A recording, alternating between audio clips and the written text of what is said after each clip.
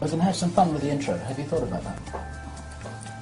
Why don't you start off, since you're always better at intros than I? Thank you. It's taken you 5 years to get to this realization. No, not at all. I've always said that. Okay. And this It's is our taken first... you 5 years to listen well enough to be able to actually hear me when I talk. It's taken me 5 years to get to the point when I learn enough to be able to say that. Right? This is all on camera. See? I know, okay, I know. Here we go. Okay. So, this And is... since I'm the editor, we'll decide who's going to do what. So okay. you're the editor, huh? Bob, you're on. Finally. So today is Friday the 25th of February, and we are here at the Phoenix International UFO Congress, and it's our great pleasure once again to be meeting with our old friend Bob Dean, and I have this feeling that he may be an older friend than just 2 or 3 years. Who knows? And I'm delighted to have this opportunity to share a vintage-style Camelot interview in Bob's presence. And Bob, there's something very remarkable happening here, that the three of us are together in the spirit of It's a nice reunion. A reunited family. And I'm genuinely delighted to be here. So I'm Bill Ryan from Project Avalon. And I'm Carrie Cassidy from Project Camelot, and we are also both from Project Camelot.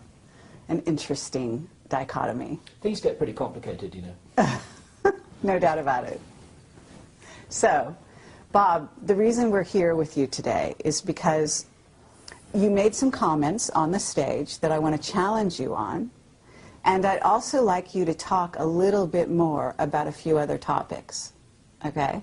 And I think that all the time that we've interviewed you, you always keep a few cards hidden. And I would love for you to start to reveal some of those things.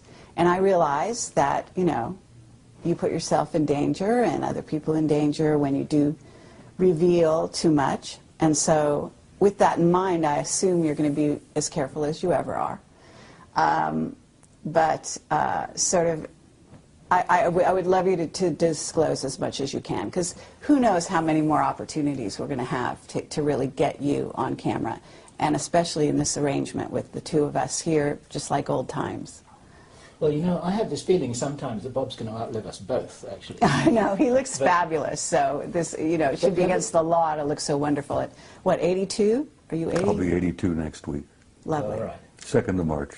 Fabulous. Happy birthday, Bob. And as I said in my speech yesterday, every time I get out of bed, I'm in a state of shock that I'm still here. But I am still here because apparently I've not completed what I came to do. Apparently not. Well, you're needed. That's for sure. What do you feel you are here to do, Bob? Something which I said to you just the other day is that the information that you share isn't as important as the inspiration that you provide. And I wondered what you felt your job really was. It took me a long time to reach the conclusion of why I really was here. I don't think there's a person on the planet that doesn't at some point in their lives ask themselves, who the hell am I? Why am I here? What's the purpose of life? What's it all about? Alfie, as the saying goes. It took me a long time to come to terms with why I was here. I shared with you some time back about the fact that I'd had a number of past life hypnotic regressions. And that opened a can of worms for me. But it also indicated to some degree why I really had come this time. Because like everyone else, I've been here many times.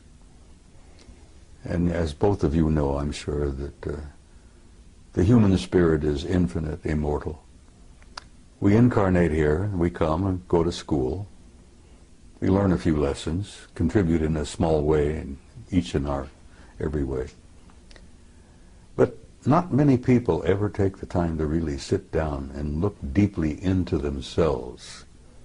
As Yogananda said, self-realization, knowing who and what is living inside this shell that we call a human body.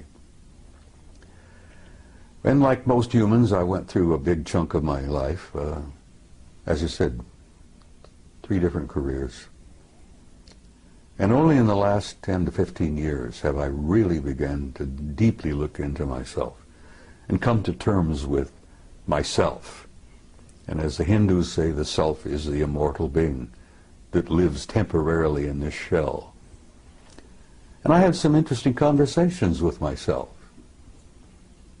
Hey, see here, self, who the hell are you? Who am I? Why am I here? And self replied, you are an immortal being and you came to do a job. Now, damn it, well, get on with it. Do what you came to do. And only in this third career, as it were, where I've been traveling the world speaking publicly at major conferences, Barcelona, Madrid, Mexico City, Atlanta, everywhere. The response that I've been getting from people at those conferences, the response I got from people after giving you guys, 3 previous interviews, has literally been overwhelming. Shocked me, really did shock me.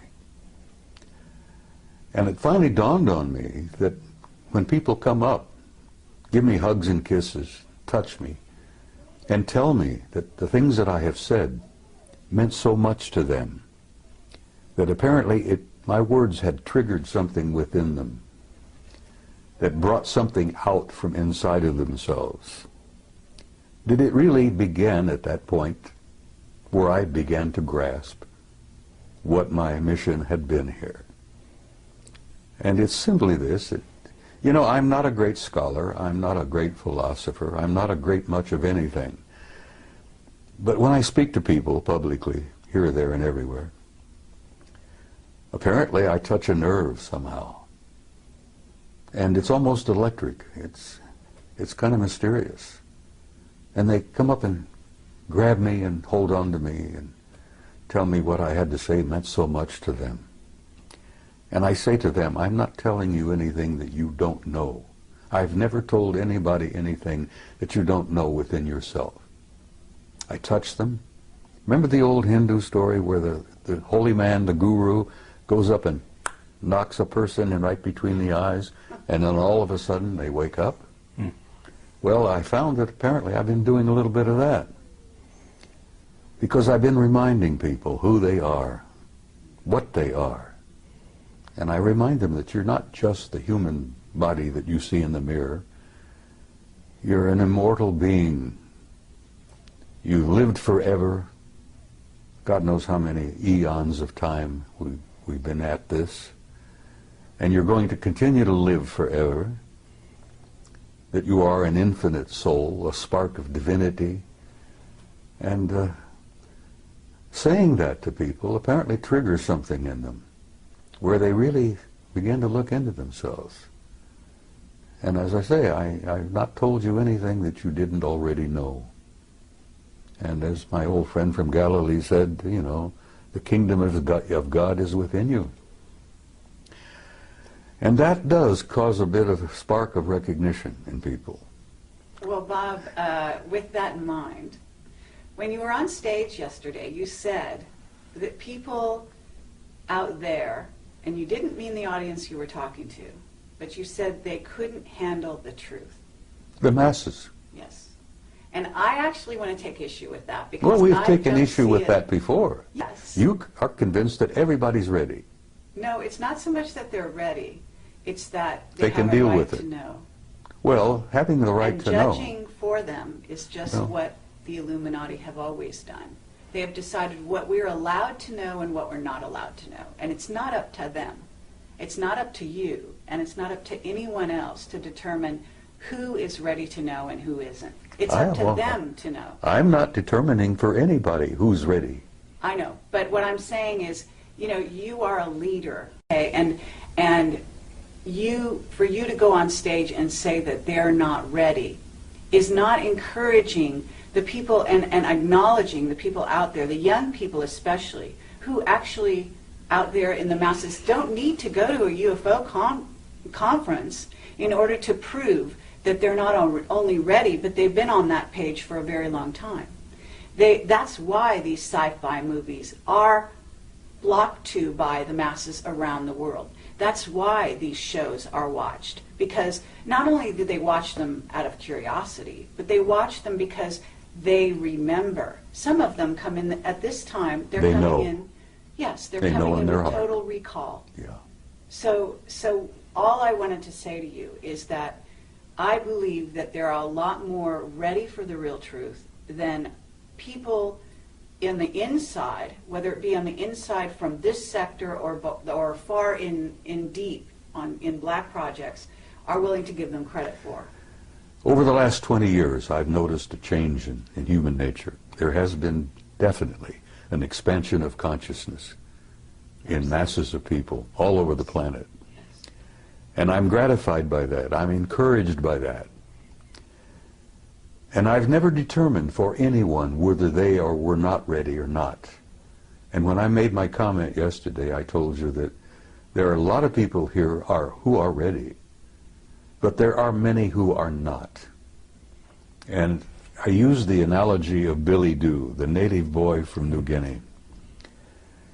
When he was exposed to realities that he had never been prepared to be exposed to, it literally devastated him psychically to the point that the kid died.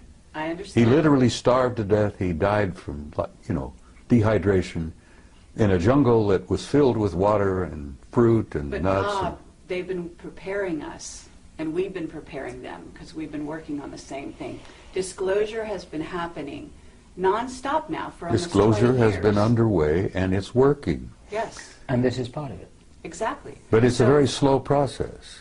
It may or may not be. In other words, it might have been slow for you, and you were one of the fast ones back then because you got access to things that other people to this day don't know about. If you heard my remarks yesterday, I damn near died. The truth damn near killed me. I was not prepared for it. I understand. And I've seen a lot of the world, time. and I'm looking at the world from 82 years, and you're just a chicken. You're looking at the world, what? I won't even get into it. I know. The point I'm making is I understand what you're saying, but I still stand by my point that the masses are not ready, because every time I go out somewhere to speak, I still run into a few open, old, closed minds, and, fundamentalists of any number of faiths who are ready to fight, and they're ready to, Let me just back up a fraction here, because the people watching this video don't know the Billy Dew story. And I wonder if I can summarize it, encapsulate. I think that it's been out there. I had never heard it before yesterday. Oh, and so there are a lot of other people who had Well, it. the Billy Dew story was included in the Brookings study. Yes. The theme here, it's a true story of a young native boy in Papua New Guinea called Billy Dew, and everybody loved him, and they thought there's a special reward for the fact that he was a lovely young guy. They would show him what the real world, the civilized world, the so-called Western world is like. And they took him on a plane, and they took him to Brisbane, Australia, and they took him to see restaurants and cars and supermarkets and shopping malls and television and movie theaters and all of this kind of stuff, and he couldn't handle it. And this is the story that Bob told in his presentation yesterday. My question for you, Bob, is it possible that that could have been done, could have been accomplished in a kinder, more supportive way that would have enabled Billy Dew to handle the truth? Or was he just dropped in it and then left to his own devices without any support? You see, they didn't really intend to do what they did. And you're right, if Billy Dew had been prepared, he might have been able to survive it. Because the shock of the world that he came from, the psychic shock of seeing the other world out there, was more than he was prepared for. The psychic shock, the spiritual shock to that kid, literally killed him. Yes, he could have been prepared. But they didn't understand that at that mission school in Papua. Their intentions were good. They loved the kid, and they thought they were doing him a favor. And what they ended up doing was murdering him, literally. Yeah. It was naive. It was really naive. Well-intentioned. Oh, very. And as I said, the one that Billy Dew referred to as Good Lady, yes, her light didn't burn quite as bright after that event because she realized what they had done. Yeah. But is it possible, using that as a metaphor, this is a story that was built into the Brookings report, and we have to assume that somewhere there are a lot of very smart people, some of whom are well-intentioned, who are taking that into account and planning disclosure with that in mind. Do you believe that it's possible that it could be accomplished well? Yes, it's being accomplished as we speak. Right. As you remember, I went on to tell you that a blunt announcement is not what the people are ready for. Yeah. But they are enduring what I call an ongoing disclosure, a process that's been underway for over 20 years now, maybe longer, where they are being prepared through what I call subliminal education, through movies, books, novels, magazines, you know, even games. To say nothing of Project Camelot and Bob Dean. Well, Project Camelot, honey, as I said, you guys have had an impact on the world that I don't even today really think you two grasp. Your impact has been overwhelming. Well, let me tell you the letters we get.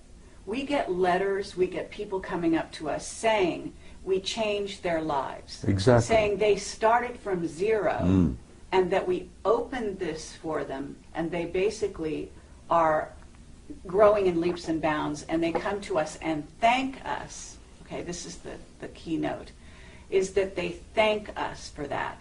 And I have to say that we cannot look at Billy Dew, if that's his name, as just a physical body. You talked about eternal beings. This is a soul who came to the planet in a certain state, on a certain level of awareness. Now, prior to Billy Dew being in Papua New Guinea, he could have been any number of other places, and he was probably a star to begin with. Yeah. And there's also the aspect that this kind of thing could have been targeted to maybe the person that was least prepared in that group of people that he was among to handle these kinds of things. You see, I think Margaret Mead, who I believe was the one who delivered the story of Billy Dew. Who was an Illuminati, yes. Yeah, she was an incredibly bright lady, and she had had years and years of experience working with primitive societies. And I think she was the one responsible for getting that into the study. Yes. And yes, Billy Dew could have been prepared. And can we hear about the people that this changed in a brilliant and wonderful way, whose lives were saved because of it? Because I had a young woman come to me just about a half hour ago, and she's from Puerto Rico. And she said, I have a child, and he is a crystal child, and you saved my child's life. That's what she said. Well, I'm not surprised. And she said, because you interviewed, in this case, it was Jessica Schaub. Regardless of what you think about Jessica's information, and she was young and inexperienced at the time I interviewed her, but there are children out there who saw the mirror of themselves in her, in her awareness and her willingness to embrace this cosmos of which we are a part. And so what I would submit to you is, here we are in 2011, that human consciousness is almost like an animal that's growing as a unity in leaps and bounds, okay, at this time. And you know that we have incredible energies coming into the earth facilitating this growth at this time, unlike any other time in history. And there are many scientists, people like Paul Laviolette, who can substantiate that scientifically for the people that are listening. But the point is that we can't go back to the Brookings report because it's no longer applicable. Well, if it ever was. It is still national policy, Yes, whether you like it or but not. those are incredibly conservative old men who actually need to be booted out of office. And they're Whether not you think running they should be anything. booted, I agree with you that there are hundreds of thousands of them who should be booted out of office. I've known hundreds of them in my own time. Now, Carrie, I don't disagree with you on what you're saying. That's all. Well, the only disagreement we may have is the timing. Absolutely. Have you noticed the people taking their revolution into their own hands lately? Of course. Okay, these people That's part are of an not expansion. just ready. That's part of an change expansion the of world. mass consciousness. Exactly. That was inevitable. Absolutely. And some of the philosophers have been predicting that for years and years. And let me tell you something else. You ain't seen nothing yet. And I believe you. Just hold on. I believe you. The next 10 years, I hope the hell I'm not here. I want to go home, really. I'm tired. But the next 10 years are going to confront you with things you wouldn't have dreamed before. Absolutely. Now, Rich Dolan just did a wonderful speech. He did. He always does. Yes, he does. And he talked about the fact that there is a almost separate society out there. There is. You could even call them a rogue, secret military group who has created a whole society that is based on technology that is not in the public domain, that is based on concepts, robotics, nanotechnology, Genetic manipulation. Absolutely, and they have money galore that they've basically stolen, secreted, taken from drug money, and supported these black projects that we at Project Camelot have been pursuing and interviewing people about. Projects the 5 years American now. people have been financing for years Absolutely. without even knowing it. So the point I'm trying to make here is that if you look at the Earth and you look at humanity, we have two groups. We have a rogue group that is living, maybe we even had a witness that said 10,000 years ahead of this group. So you've got the masses of humanity here, and you've got this rogue group that's flying interluminally. Is that superluminal? Superluminally, right?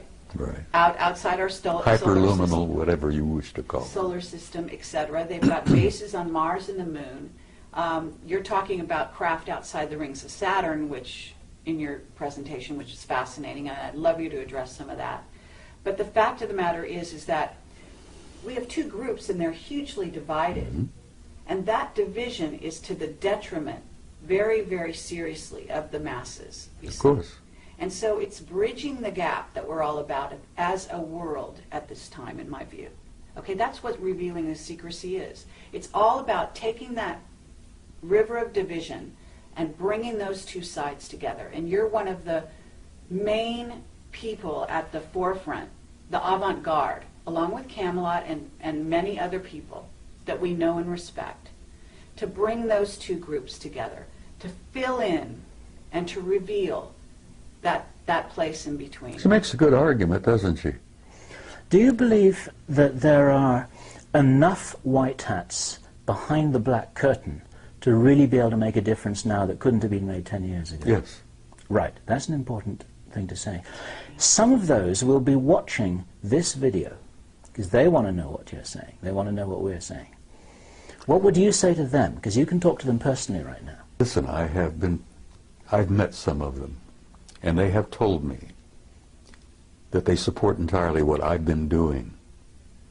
And I shared this with you before, that at one point, some years back, certain individuals, the black hats, put out a contract on me because I had gone from being a nuisance to being a threat.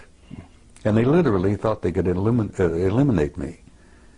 But fortunately, I must have had good friends in high places, and at that time I didn't realize what high places my good friends were in, you know. And the word went out to leave me the hell alone. And here I am, at 82, still alive and ornery and kicking. God, I'm getting tired of being here. But the point I'm making is, even the white hats and even the black hats have made some progress along the way. And they've expanded their consciousness quite a bit. Yes, no one's immune from this process. That's right. And so, you know, I basically am very hopeful about the future. The human race, the human species, it has a tomorrow. And I feel that's important to share with people. You know, women with young kids. Will my little child grow up? What kind of a world will my kid grow up in? And I try to reassure them that your kid has a future and that tomorrow is going to be much brighter than yesterday. And some of the white hats and some of the black hats all understand this thing, which is why I'm allowed to continue to focus and travel and do this and that. And I actually have been given encouragement from some of the powers that be. I've been encouraged by some of the guys with all the money. Okay, well, with that in mind, Bob, now that you're all warmed up, what is it you haven't told us? Oh, my God. Can't you keep her under control? Nope, no chance. Carrie, a year ago at Laughlin, I gave you an interview where I thought I would shock the hell out of you. And apparently it didn't. And I told you that I had had a personal relationship with non-human intelligence since I was about 2.5 years old. And actually that relationship perhaps went back before I was even born. And I thought, well, I know you have, and everybody has had a relationship. The point is that half the people don't even begin to, they don't want to know the answer to that. And when it all began to dawn on me, the implications of it were pretty overpowering. But I gave you that interview and I thought, well, this will be the end. You know, nobody's going to pay a word of attention to me after this. They'll think the old coot's gone over the edge. He's lost it.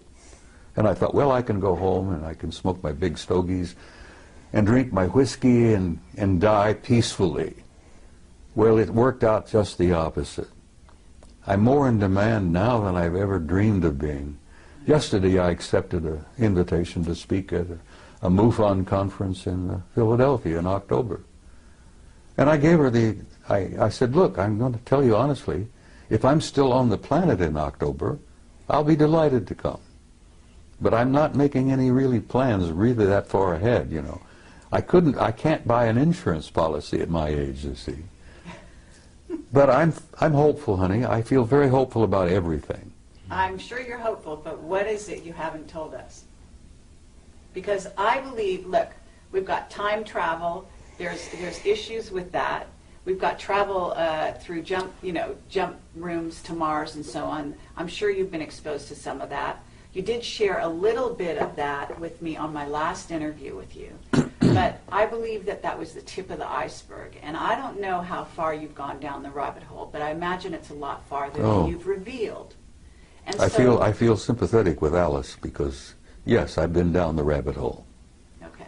And you feel, I know you're a very conscientious and loving individual, and I know that there's some things you want to reveal and some you don't because you want to protect people. And I don't think you have a whole lot to protect in terms of yourself at the moment because, as you said, you're protected. And we have also been threatened in the last year and a half, each of us in different ways, our lives, as a result of what we've done. But that just tells you that you're on the right track, as far as I can tell. Well, from time to time, I felt like the guy on the street with the raincoat who pulls it back, exposes himself, and then somebody comes along, they grab him and haul him away to the rubber room, as it were. I felt that way for quite a while. And yes, there are many things that I have not shared with you. How about this? Wendell Stevens passed on recently, and he was a very good friend of yours. I knew Wendell for 35 years. Okay. And you told me that Wendell said some last words to you. Would you Well, share Wendell that? and I had shared a lot before he got really sick, became ill. I had encouraged him for a long time to admit publicly that he himself had had personal relationship with some of them. And he said, Bob, I can't do that. He said, every ounce of credibility that I've had over the years will go down the tube if I say that. And I understood what he tried to say. He was getting older and he didn't need any bumps in his life before he departed. He was feeling bad and he felt, he knew he was leaving. And he says, I don't need any of that heartbreak and that upset stomach. I've told what I've learned, I've told what I've seen, I've shared the photos, I've spoken at conferences. He literally created this world conference in 1991. UFO Congress. And I had the privilege and honor of assisting him in putting that together in 1991. And as I've told you before, that's when I really came out of the closet and began to violate my national security oath. I wanted him to hold on and be here for the 20th anniversary. But he went home in September, and I loved him dearly, and I love him still because I know he's alive and well. There is no death, and when you come to terms with that, it's kind of a shock. You know, the people who buy tombstones and buy the little plots in the cemeteries and all that, and I say to them, you guys don't understand, you know, because once the spirit leaves, that's nothing but a husk. Burn it up, sprinkle the ashes, and go on. Imagine how much real estate could be saved if we did away with cemeteries. Anyhow, I'm shaking up some people, I'm sure. There are traditionalists out there who will hear this and think, he's out of his damn mind. But yes, there are things I haven't told you, and there are probably things that I cannot tell you. I think I told you in that interview. What would happen if you did, Bob? Didn't I share with you that they had taken me away for 6 weeks? And that they brought me back 5 minutes after they took me? Okay, I would love you to do that, but I would also like you to say the last words that Wendell told you, because he said some very specific words about what's going on here on the planet. So he told me that from what he'd learned, that we were in for some difficult times. But beyond that? Beyond that, he said, I'll see you tomorrow. Beyond that, though, well, I'm going to reveal it then. I mean, he basically said they're in control. The people, the beings. He knew in control. that, and I've said that essentially.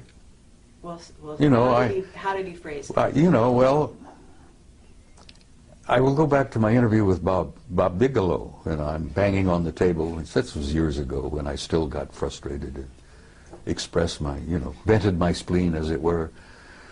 And I'm sitting with Bigelow. I bought him lunch, by the way. Now, I'm one of the few people who can say I took a billionaire to lunch. Anyhow, Bob, if you're watching this, you remember our interview, our talk. I'm banging the table because I was so frustrated and aggravated.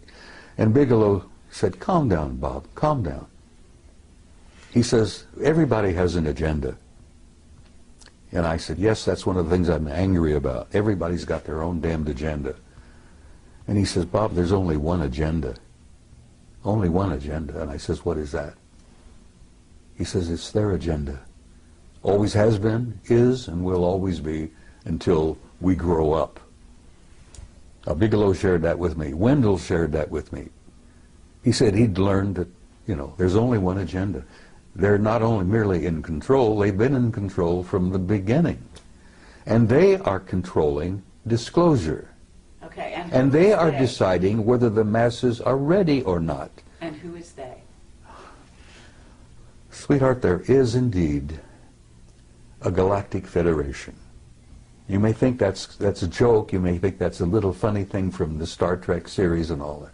There is indeed a galactic federation. And the headquarters is not even in our galaxy.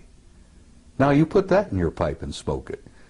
That there is a federation of advanced intelligence in beings throughout the universe, and the latest figure, 200 billion planets in our galaxy, 200 billion galaxies in the universe. It's probably much, much more.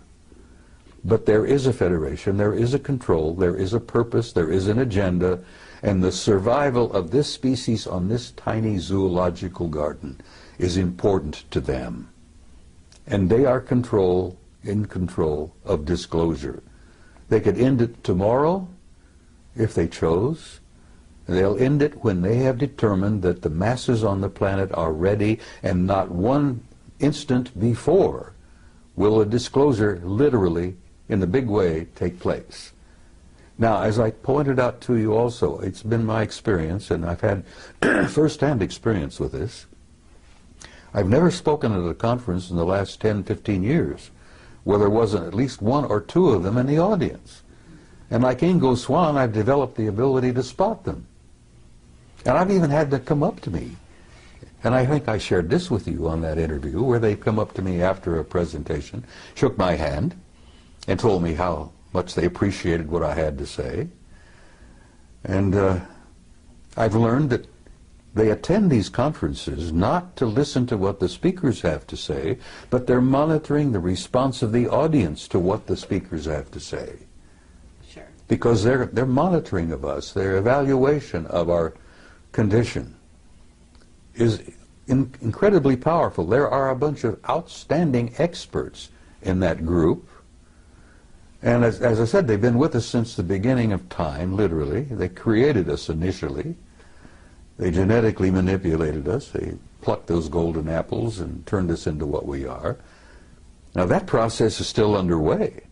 Those golden apples are still being manipulated, and we're learning to do that ourselves. But I will say to you again, the psychic shock of learning all of this all at once would be like Billy Do.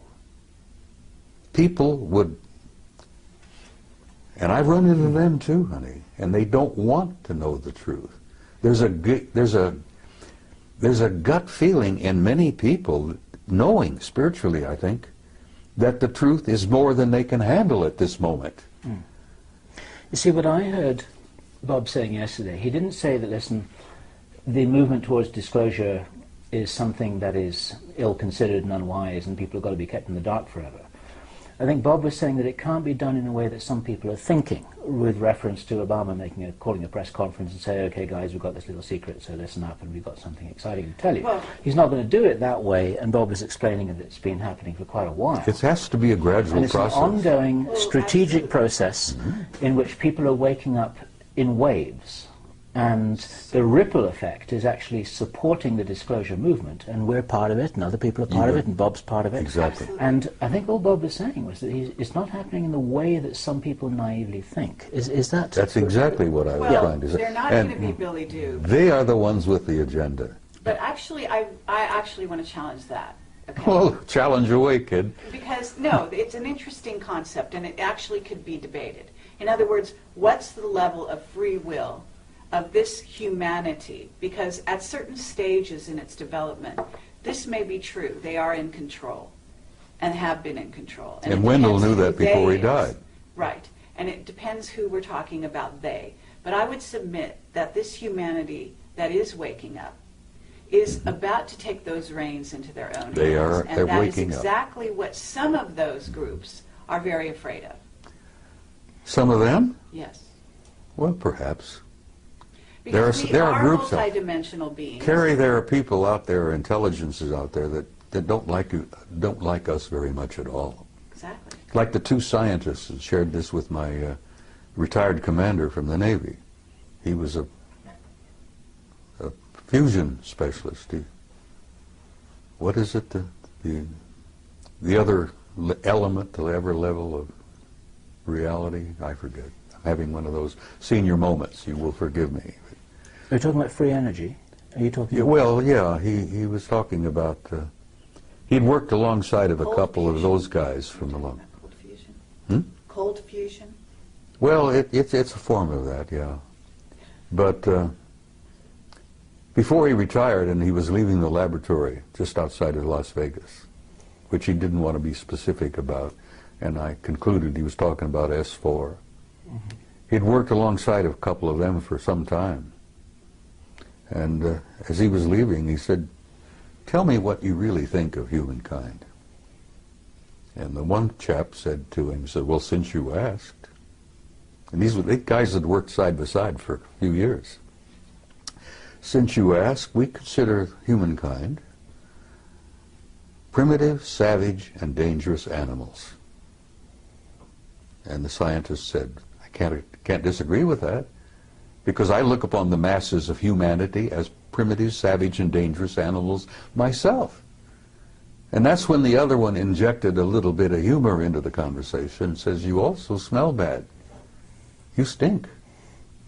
And the commander says, "You know, I took my shower this morning," and he's trying to, and they said, no, it's something about your human nature. It could be part of your diet, it could be the way you think. He says, we call it kind of like an auric stench. We find it very discomforting. But nothing, no personal criticism here. And the commander says, well, I appreciate you being candid with me, thank you. And he went into retirement, and he speaks out very carefully.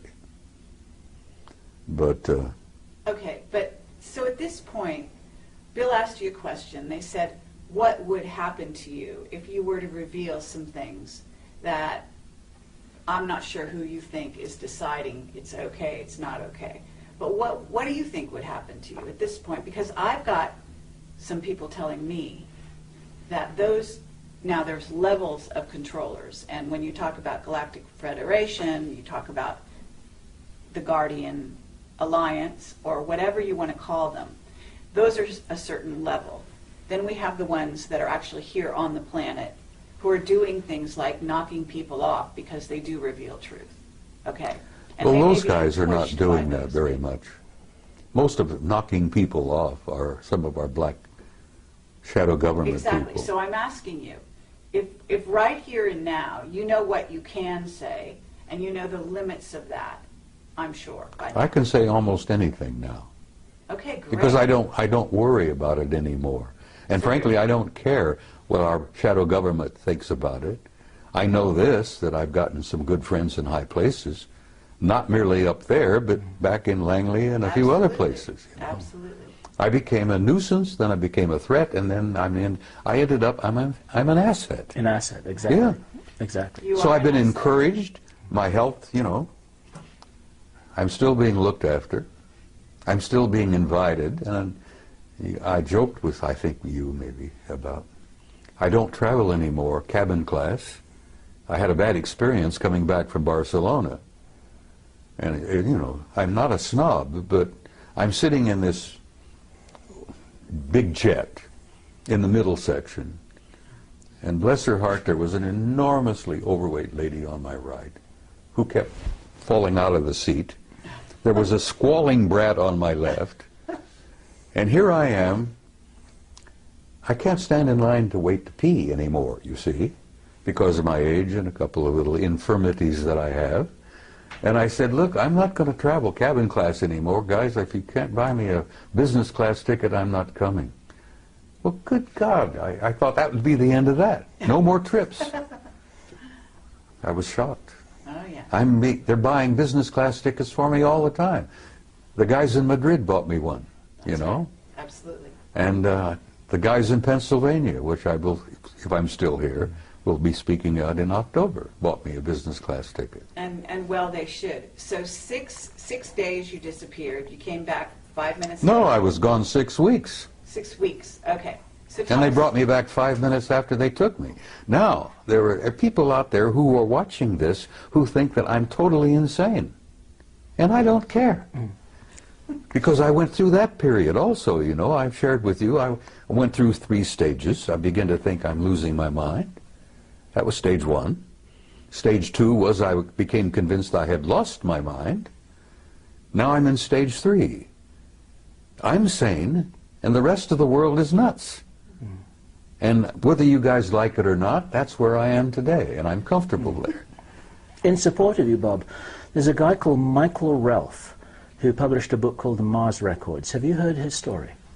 I've heard the name, I think, but Okay. I'm not familiar with it. In a nutshell, Michael Ralph, who worked, I believe, for the US Navy, recovered memories that showed that back in the 1970s, he had been taken to Mars on a tour of duty that lasted over 20 years. And when that tour of duty was completed, then he too was returned back to his original timeline the moment after he left it. Doesn't surprise me a with bit. his memory wiped. Now, you can't get mainstream establishment scientists to listen to that without saying poppycock, balderdash, can't be. It's like Stanton Friedman says, they say it can't be, so it isn't. But we're not trying to talk to the mainstream scientists here. We're probably They're the worst. We're probably talking to the 12-year-old kids who say, yeah, that sounds pretty cool and it sounds real to me. Well, your 12-year-old kids are more broad-minded than some of our establishment scientists. And they will be establishment scientists later. Well, someday. And well, that's because they haven't been through our educational system. That's right. Been Their minds have not been stunted. been programmed for a number of years. It's been very clear to us for quite a while that we're primarily talking to to the future establishment. Of course you are. Not the present establishment. You're talking to people of tomorrow. We're talking to the kids. And the kids are our future. And if we can wake them up, point them in the right direction, and inoculate them against what they're being told by their teachers, then that helps the ball roll a little bit faster. Okay, so but tell us about your experience disappearing for 6 weeks. 6 weeks. It shocked the hell out of me. Where'd you go? I don't know. I don't know whether I was on their home planet or whether they'd taken me through a doorway, a portal, into another dimension. Okay. I heard the name Melina mentioned as to where we were. Now, this interview where I say that I was with them for 6 weeks. They brought me back 5 minutes after they took me. But I remembered 6 weeks. Are we on camera? We're on camera. All right, well, look, people said, what did you eat? And I said, I asked for bacon and eggs. I had steaks, I had pork chops, just about anything I wanted, I got. I went to the bathroom, you know, my physical functions continued for 6 weeks. I literally lived 6 weeks with them. And you asked me where, and I can't tell you where. The name Melina came up. Now, I don't know whether that was a city, because it appeared to be a city of some kind, a community. There were libraries, there were audience halls, lecture halls. God, the libraries, you wouldn't believe. Was it a very advanced society? Oh my God. No, I asked about this. I never saw a fire department, a fire truck. I never saw a cop. I got the impression there was no such thing as a police department. And the people that I was introduced to, people I got to see in 6 weeks, were very human. Look, you know, just like we do. But there was something about them that was totally different. They had an air of peacefulness. They had an air of incredible knowledge. What did you do during that time? Why did they take you? Ask questions and was shown things. As I said, the things that impressed me the most were the libraries, the records. You would call them Akashic records, I guess. I was told that in this one facility that every event in the history of the universe was there to be retrieved at will, if you wish. You could bring down, download literally, ancient Greece, the pyramids, the ancient Sumer, the first Anunnaki visit to planet Earth 200,000 years ago. It was all there. The life of every human that had ever lived on this planet was all there in that library. Now, can you imagine the computer technology that would allow that where you can retrieve it at a poke of a button, and there it is. You get a wide screen, and you can literally almost relive it. The history of the human race was there. So you had the experience that Billy Doo had? I was shocked. Bill, I damn near died. It was not what they were sharing with me and what they were showing me. It was the shock of coming back. Now, it's very close to when people have a near-death experience and they go over and they look around and they see the reality that they're literally a part of, that they were part of before they incarnated here. They'll be a part of it when they depart from here. But when you see that, I don't think most of the people I've talked to who've experimented with near-death experiences, very few people want to come back. Some people have begged to stay there. Yep. Now, the shock is coming back and comparing what I had seen with what I've got here. Yep. Now, I've got a body that's beginning to fall apart on me. It's not a lot of fun. It's painful. I look around and I see the heartbreak, you know. Not only do I see the war, I have a grandson who's dying from wounds he received in Iraq. I'm growing older. I'm losing all my old friends. They're going home. Wendell was happy to leave. I won't say that tomorrow night in the ceremony involving him, but he was ready. He told me a year ago, Bob, I'm tired. I want to go home. And he knew where home was. But the shock, the psychic shock that I have experienced, and I told you on that, spoke yesterday, why I use the story of Billy Doo, because literally it happened to me.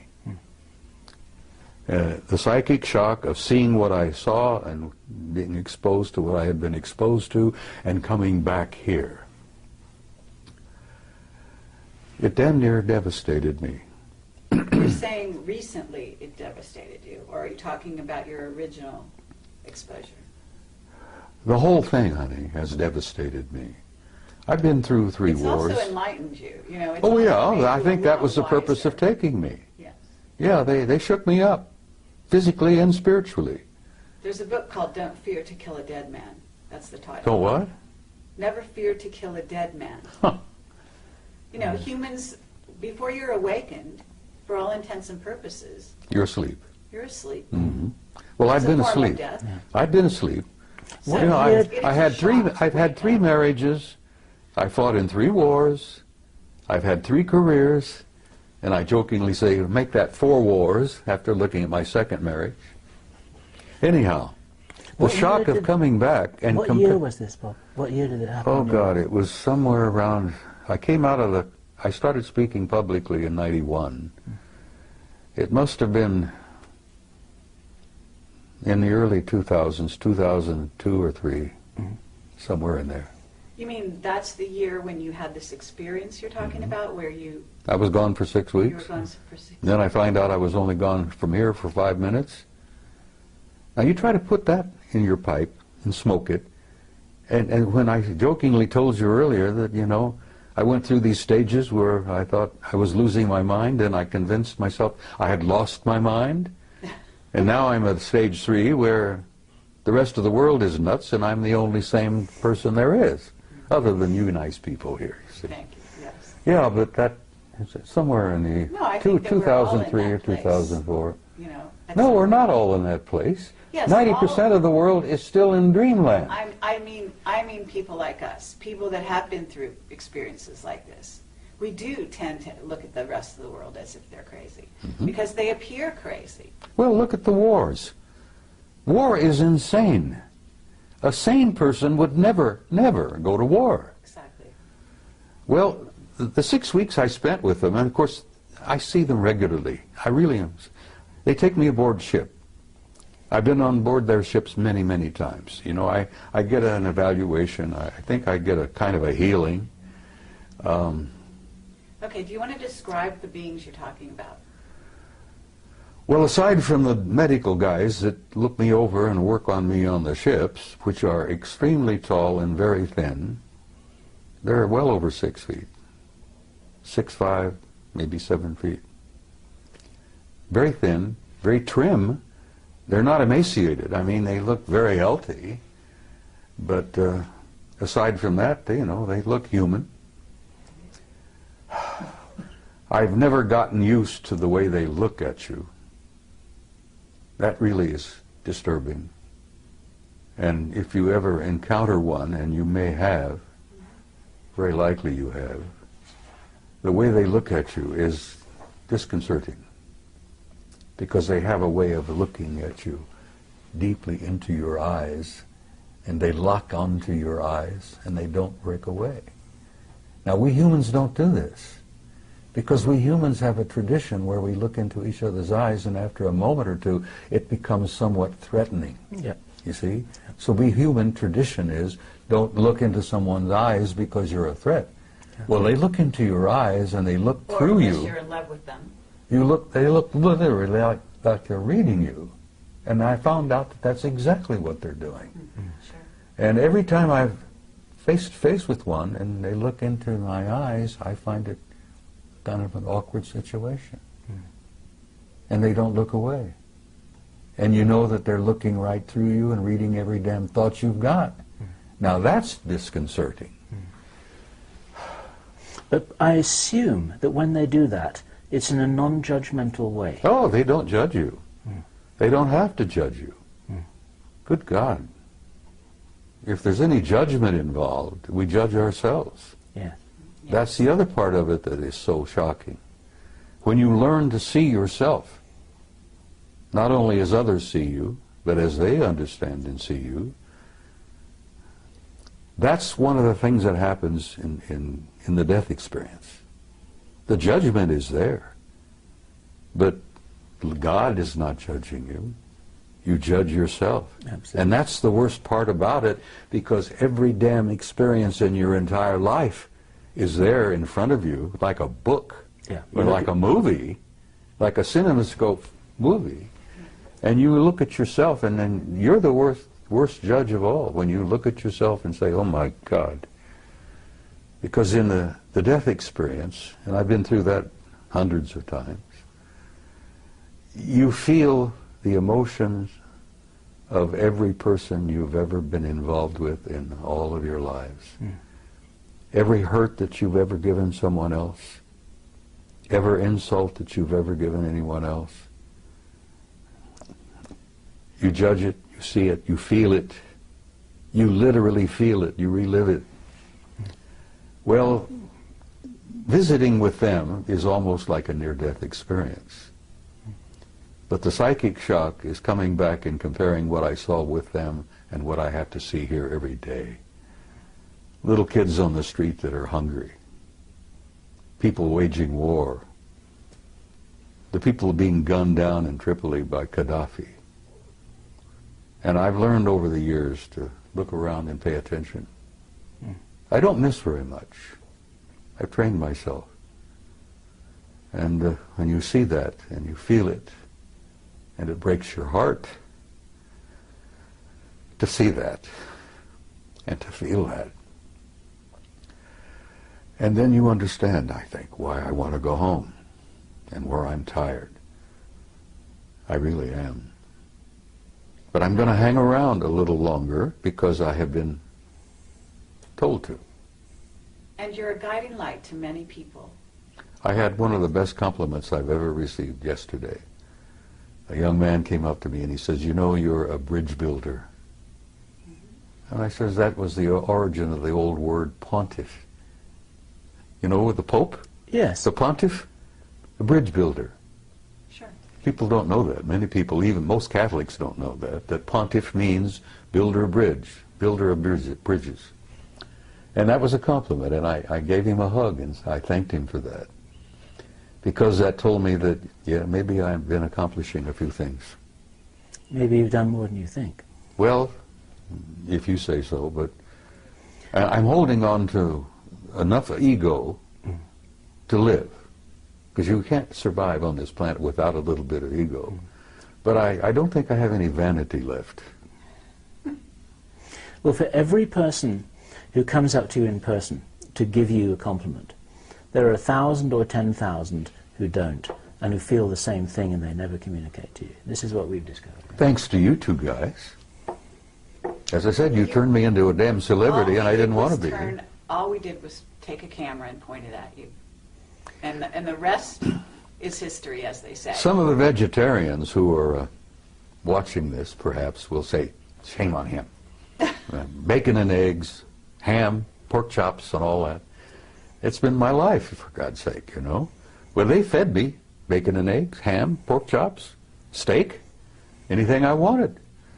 And people have said, when I've shared this with a few, were you perhaps eating vegetarian and didn't know it? Maybe they made you think you were eating steak. And I said, well, maybe they did, but it sure as hell tasted good. Tasted like a good T-bone to me. And the bacon and eggs were superb. Well, what did they eat? Well, I'll be frank with you, I don't know. I never watched them eat. They never ate in front of me. But they sure as hell looked healthy.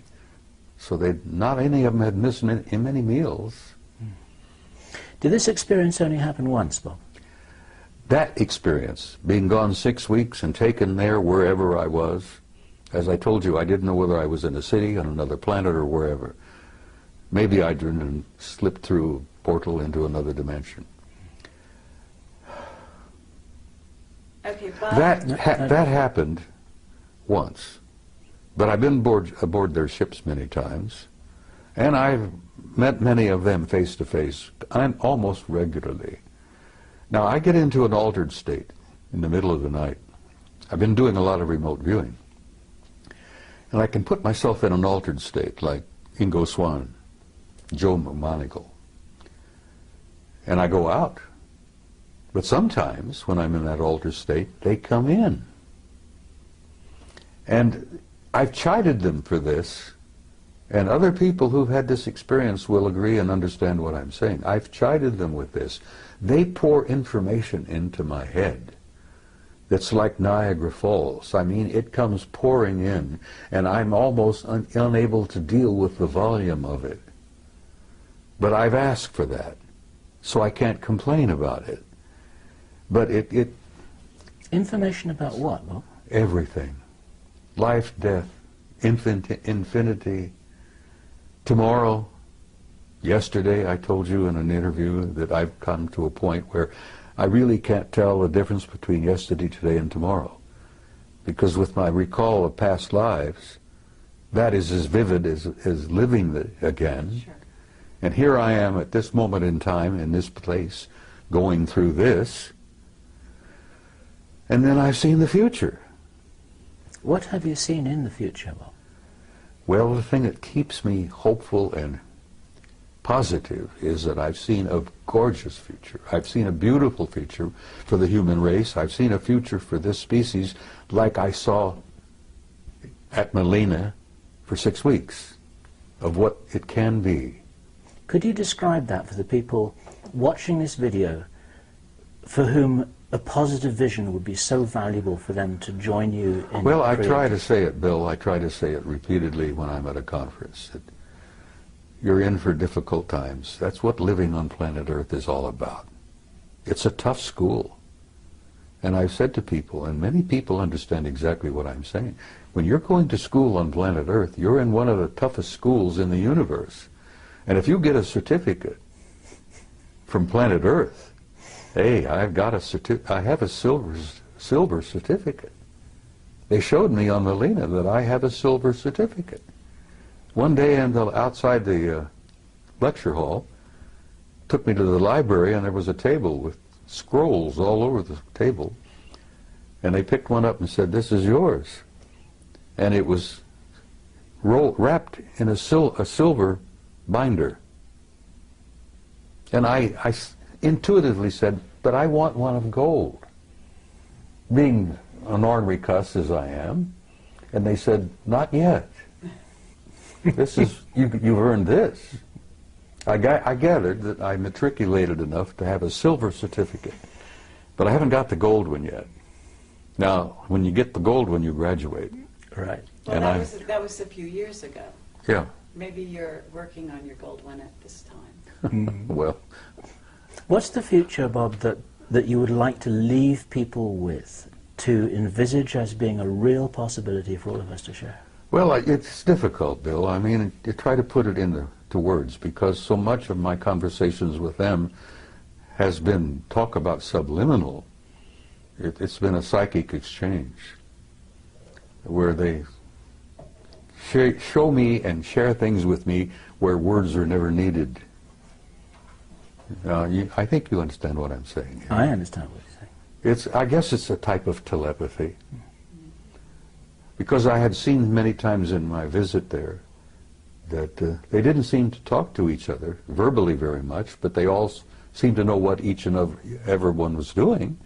They were communicating with each other subliminally. Or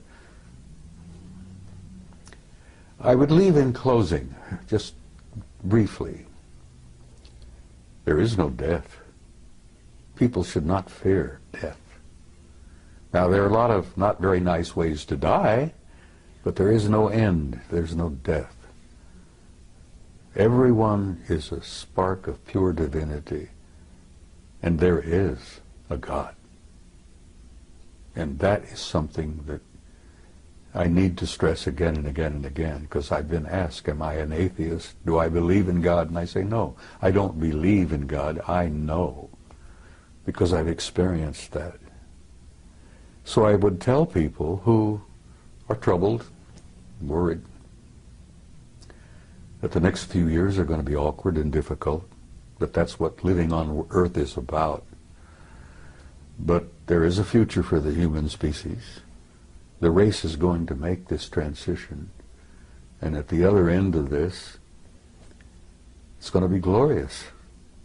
And I tell mothers, I said, you know, your kids or grandkids, the future will be theirs.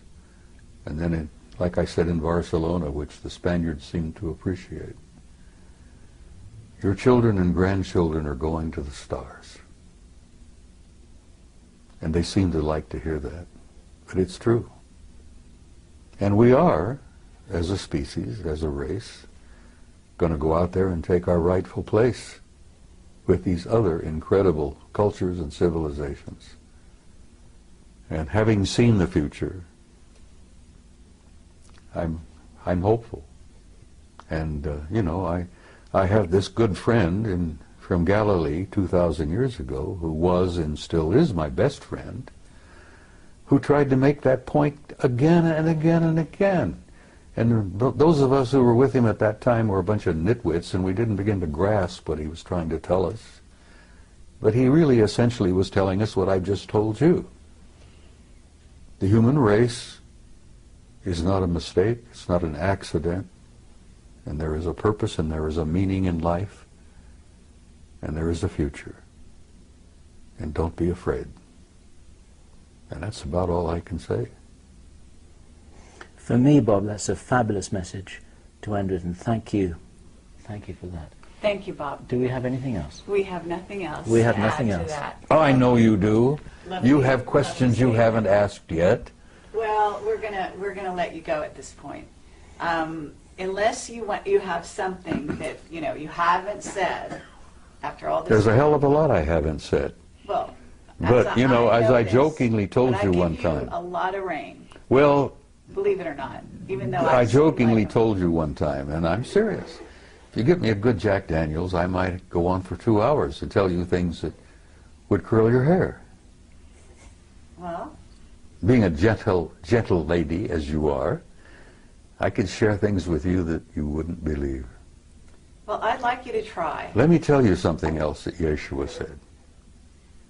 He said there are things I could tell you that you could not bear. But he was talking about life on this planet. Sure. And as he was getting ready to leave, he said, the prince of this world comes. He has no dominion over me, but I will send a comforter to you until I see you again. And I often wondered about who the prince of this world was, who didn't have any dominion over him. Right. And I have learned since that every planet has a kind of a caretaker, an authority. Every system has a higher authority. And the galaxy is divided into 4 parts, quadrants. And the Galactic Federation headquarters isn't even in our galaxy. Now that's pretty hard stuff to walk away with, you know. You say that to people and they go, you know, well, good. It's something to take home with them and think about that night instead of watching TV. Okay, but got to understand that if you're doing any of that, you're watching TV, you're watching movies, you've been on the internet, certainly, then there's all kinds of information of that sort out there now. And I know that you don't spend hours on the internet. I avoid it like the plague. So Let me I tell have you- to tell you that information is not a shock whatsoever. Well, let me tell you something that might shock the hell out of you, and maybe it won't, because you're a pretty bright kid. What if you were to tell the average guy out there that this is a hologram? That's out there. We know that. See? No, It doesn't the bother average you. guy out there. You prepared yes. yourself. What if I told you that what you think you see as a reality is not reality at all, it's an illusion? And then even further, what if I were to infer to you that all of this is part of a program? I know you're familiar with the movie The Matrix. Sure.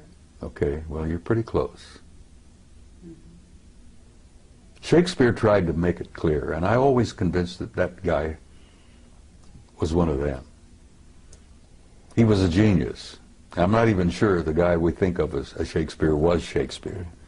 There's some indications that it was someone else entirely. That's right. But somebody wrote it. Anyhow, I always like the analogy of the play. You're a player in a play. That's right. You come in stage right, you prance about with your toy swords, you make love, you know, you go through all this, you have heartbreaks, misery, feuds, fights. God, all the plays together, bring it together. And then after it's over with, you exit stage left. And the audience out there in the universe calls for author, author, author, you know. Well, I happen to know there is an author, and there is a producer, and there is a director. I haven't met the original author yet, but I know him, I know of him. But we're all living a play. Yes, but we're also co-creators of that play. Oh, when you're in the middle of the stage, and you know, you're following the script as it were, but you're, what's the word? Improvising, adding your own words. Ad-libbing. Ad-libbing, yes. You're doing a lot of ad-libbing, and the degree of your ad-lib depends on how many lifetimes you may have lived. But we're in a play, kid. This interview is just a tiny chapter in a much larger play. Is there any other little pieces of information that, you know, because that's where the wider you open the door for people, the more they are able to go through the door and carry on from here. It's like passing a baton. So you can pass the baton anytime. I'm not quite ready yet to pass the baton. All right. But And I'm going to there's tell you steps. that there are things I probably could share with you, which I have not. And I'm going to save one or two of those for maybe another interview. Okay. I mean, fair enough. We're not going anywhere. We're gonna be here for you anytime you ask. Right here, today, tonight, there are people going on that stage. Just before we telling came us. here, you saw in a classic example of, what is it? Obfuscation? Obfuscation. An elderly gentleman, a Terrible. retired military officer, tap dancing all over the damn place. Exactly. Yes. And he didn't fool anybody. No. So that's Least what I'm of all- saying. Right the scales. Throw out some truth. I did. Yes, you did, but you don't. Life is everlasting. Life is infinite. No, not the philosophical. You're an immortal one. being. Well, those are the only things that really interest me anymore. I know. I hear you. Now, I know what you're looking I for. don't You're have looking any for the Jack down and Daniels right dirty this stuff about politics, the military-industrial group, the shadow government, the next major catastrophe. Well, I wasn't going to ask you to predict the future. That I wasn't going to do. Well, I already did. The future is Yes. bright, but there's some Absolutely. The bumpy. very long There's a range, bumpy that's road very safe. between now and I hear then. you. All right. Are we done? What I would like to say, Bob, is that this is good enough for me. And let me shake your hand a second time. Thank you. Thank you, sir. Thank I look forward to the next one. She's never quite finished, is she? No. She's never quite finished. Well, I love her dearly. I've adopted her, sort And of. so do I. Okay. Well, thank you very much, Bob. Sweetheart, it's my pleasure. You take care, and we'll come and share some Jack Daniels and talk to you off camera. and Is it permissible for badger me you to some sip more. Jack Daniels on camera? Sure. Well, okay, we'll do it next time. All right. Watch out, because I'm going to hold you. Closer I get to departure, I might share a couple of things Okay. Well, with you have my number.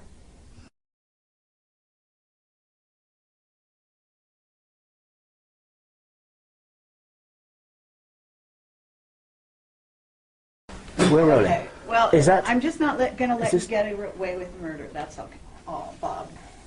Oh, I would never think of that at all. Yeah, right. It's I'm a- just that, you're kind of a wily old guy. Go ahead, use the word you were thinking of. Yes, a wily old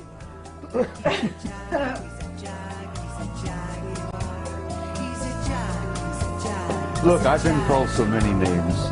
People have to get in line to insult me anymore because it doesn't bother me.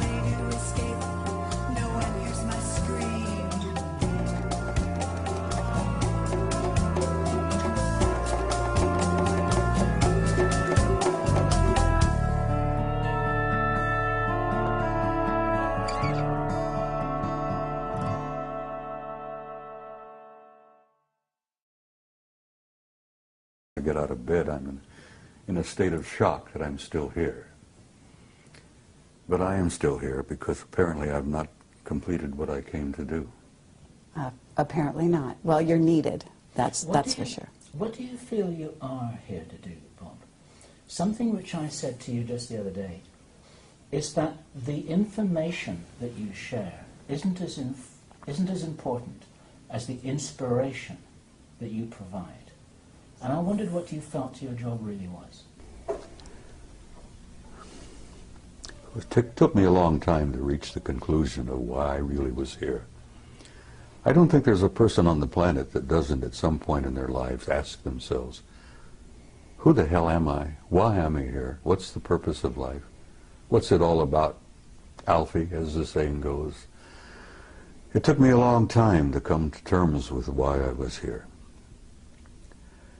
I shared with you some time back about the fact that I'd had a number of past life hypnotic regressions. And that opened a can of worms for me. But it also indicated to some degree why I really had come this time. Because like everyone else, I've been here many times. And as both of you know, I'm sure that the human spirit is infinite, immortal. We incarnate here, we come and go to school. We learn a few lessons, contribute in a small way, in each in our every way. But not many people ever take the time to really sit down and look deeply into themselves. As Yogananda said, self-realization. I'm delighted to have this opportunity to share a vintage-style Camelot interview in Bob's presence. And Bob, there's something very remarkable happening here, that the three of us are together in the spirit of it's a nice reunion. A reunited family. And I'm genuinely delighted to be here. So I'm Bill Ryan from Project Avalon. And I'm Carrie Cassidy from Project Camelot, and we are also both from Project Camelot. An interesting dichotomy. Things get pretty complicated, you know. No doubt about it. So, Bob, the reason we're here with you today is because you made some comments on the stage that I want to challenge you on, and I'd also like you to talk a little bit more about a few other topics, okay? And I think that all the time that we've interviewed you, you always keep a few cards hidden. And I would love for you to start to reveal some of those things. And I realize that, you know, you put yourself in danger and other people in danger when you do reveal too much. And so with that in mind, I assume you're going to be as careful as you ever are. I would love you to disclose as much as you can, because who knows how many more opportunities we're going to have to really get you on camera, and especially in this arrangement with the two of us here, just like old times. Well, you know, I have this feeling sometimes that Bob's going to outlive us both, actually. I know, he looks fabulous, so this, you know, it should be against the law to look so wonderful. At, what, 82? Are you 80? I'll be 82 next week. Lovely. All right. 2nd of March. Fabulous. Happy birthday, Bob. And as I said in my speech yesterday, every time I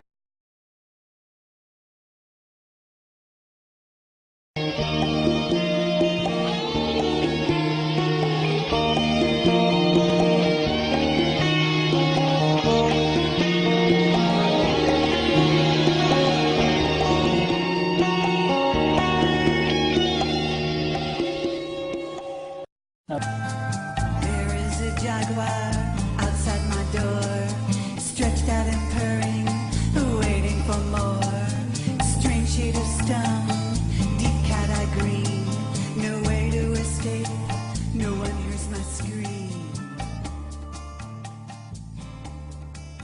some fun with the intro. Have you thought about that? Why don't you start off, since you're always better at intros than I? Thank you.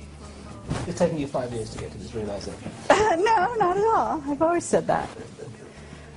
Okay. And this It's is our taken first... you 5 years to listen well enough to be able to actually hear me when I talk. It's taken me 5 years to get to the point when I learn enough to be able to say that. Right? This is all on camera. See? I know, okay, I know. Here we go. Okay. So, this And is... since I'm the editor, we'll decide who's going to do what. So Okay. you're the editor, huh?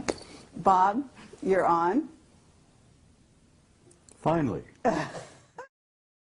So today is Friday the 25th of February, and we are here at the Phoenix International UFO Congress, and it's our great pleasure once again to be meeting with our old friend Bob Dean. And I have this feeling that he may be an older friend than just 2 or 3 years.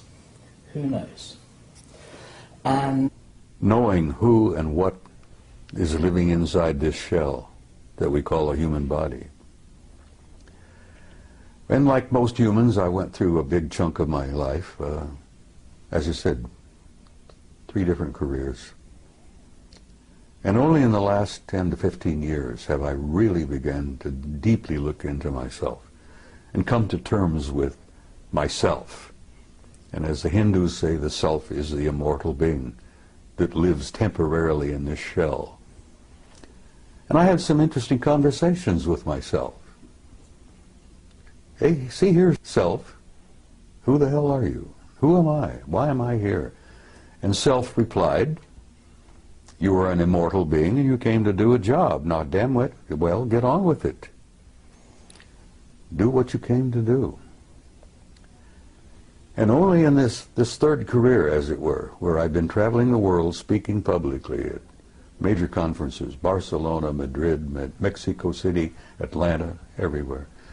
The response that I've been getting from people at those conferences, the response I got from people after giving you guys, 3 previous interviews, has literally been overwhelming. Shocked me, really did shock me. And it finally dawned on me that when people come up, give me hugs and kisses, touch me, and tell me that the things that I have said meant so much to them, that apparently my words had triggered something within them, that brought something out from inside of themselves. Did it really begin at that point where I began to grasp what my mission had been here? And it's simply this. You know, I'm not a great scholar, I'm not a great philosopher, I'm not a great much of anything. But when I speak to people publicly, here, there, and everywhere, apparently I touch a nerve somehow. And it's almost electric. It's kind of mysterious. And they come up and grab me and hold on to me and tell me what I had to say meant so much to them. And I say to them, I'm not telling you anything that you don't know. I've never told anybody anything that you don't know within yourself. I touch them. Remember the old Hindu story where the holy man, the guru, goes up and knocks a person in right between the eyes, and then all of a sudden they wake up? Well, I found that apparently I've been doing a little bit of that. Because I've been reminding people who they are, what they are. And I remind them that you're not just the human body that you see in the mirror. You're an immortal being. You've lived forever. God knows how many eons of time we've been at this. And you're going to continue to live forever. That you are an infinite soul, a spark of divinity. And saying that to people apparently triggers something in them, where they really begin to look into themselves. And as I say, I've not told you anything that you didn't already know.